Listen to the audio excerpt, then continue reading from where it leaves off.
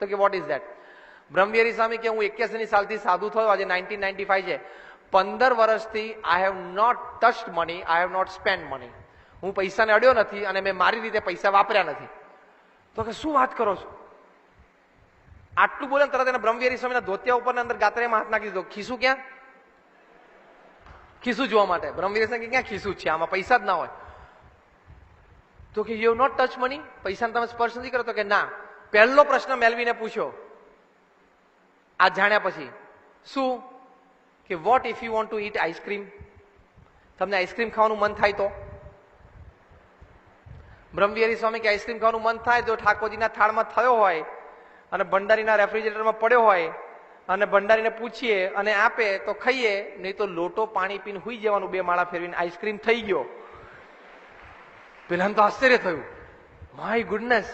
બ્રહ્મવિહારી સ્વામી કે this is 50%